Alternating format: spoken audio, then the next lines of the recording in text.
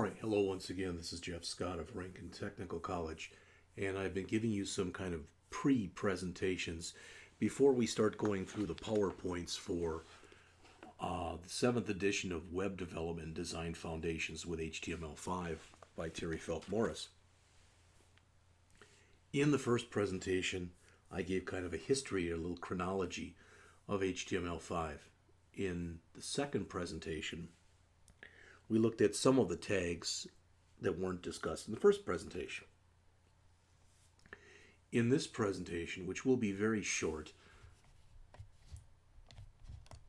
what we're going to discuss are some CSS3 selectors, and you can see colors, border radius, shadows, gradients, transforms, and transitions. Now, as it says in here, what I used as a baseline for this is if we go out to this site right here, which is what I'm going to try to do in just a second.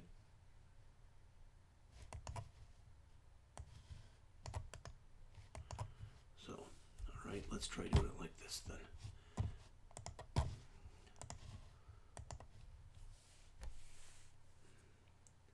This is one of the better references for everything that's CSS, cascading style sheets.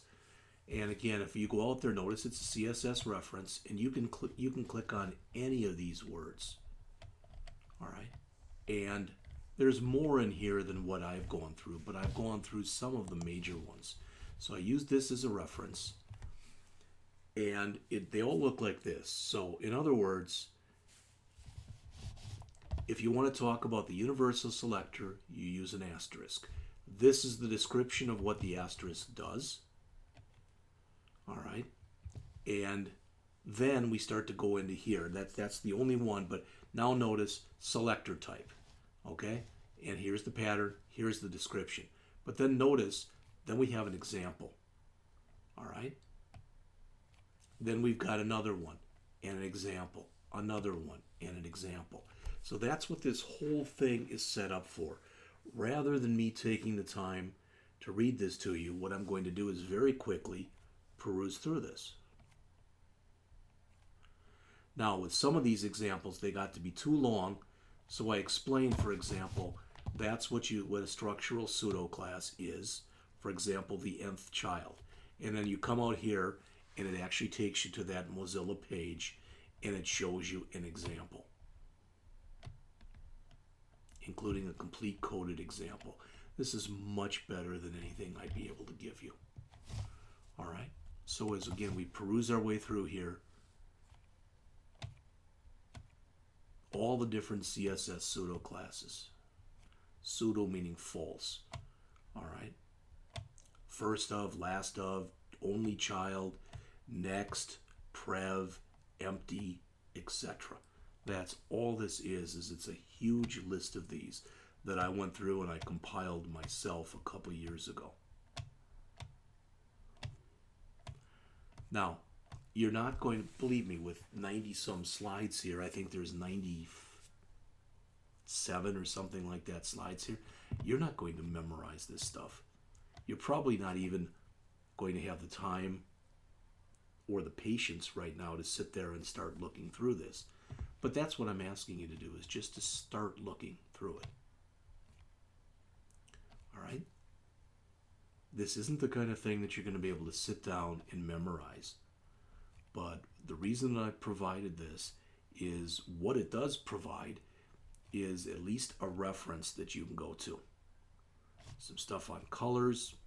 We'll talk much about RGB, and we'll talk about using the hexadecimal codes and the built-in colors. There's HSL, which is hue, saturation, and light. The A that's in both of these is for alpha, which works with transparency. You can give it a value between 0, which is fully transparent, and 1, which is fully opaque. Explains here what all that stands for. Okay. See, notice that here some of this stuff says CSS3, so this is newer stuff. The reason I'm telling you that, and the reason that is important, is you have no guarantee that for example, all the border radius stuff will work on every browser. And I did mention to you before that there is a really nice site, I mentioned this in one of the earlier presentations, that you can go to that's called caniuse.com, which is all set up. So if I want to know if border radius works or where it works and where it doesn't work, I can go to CSS here and I can look for border radius. Well, it should be in here someplace.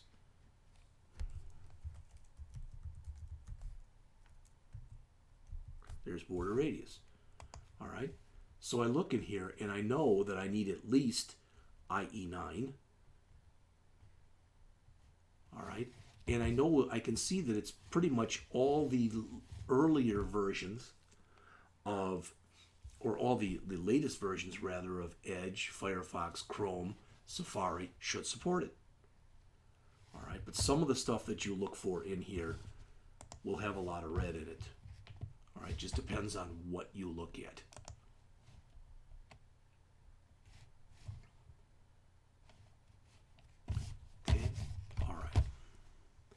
So again, that was very quick. I'm just about finished, believe it or not, because it's just more here. Shadow stuff, gradients. We will talk about all of this stuff, more or less. We will talk about all of this stuff as the semester goes on. But again, you become more expert with this stuff by listening and trying things. All right, not by thinking, oh yeah, if I had to, I would be able to memorize this stuff. No. So again, here's some references.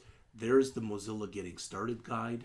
There's some stuff with some demos on CSS3. Here's some articles that I found. A couple of them are a little bit dated, but the information that's in there is still very, very pertinent. All right, that pretty much is it. Like I said, I thought this would be a very, very short presentation, and I was correct.